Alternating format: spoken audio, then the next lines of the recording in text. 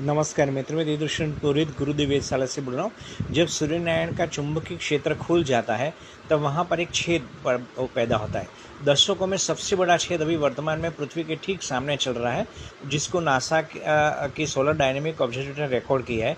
उसमें से सौर पवन निकल रहे हैं और भूचुंबकीय तूफान पृथ्वी पर पैदा कर रहे हैं। अभी और आगे वाले 2 दिनों में 27-28 तक G2 प्रकार के भूचुंबकीय तूफान पैदा होंगे। इसको खुली आंखों से देखना असंभव होता है, तो सोलर डायनेमिक ऑब्जर्वेटरी की अल्ट्रा एक्स्ट्रा ईवी फिल्टर से इन्होंने जो कैप्चर किया है वो विजन हम यहाँ पर दिख रहे हैं। ये बहुत अद्भुत विज्ञान की आंखों से देखने वाला दिव्य दर्शन है, इसको अवश्य देखें। ये कोरोनल हॉल सूर्य की जो असीम शक्तियाँ हैं उसमें से एक है। सोलर फ्लेयर, सोलर लूप्स और कोरोनल मास इजेक्शन, सूर्य कलंक और न जाने क्या, उसमें से कोरोनल हॉल है। देखिए कितना बड़ा विशाल है, दर्शकों में इतना बड़ा विशाल देखने को मिलता है।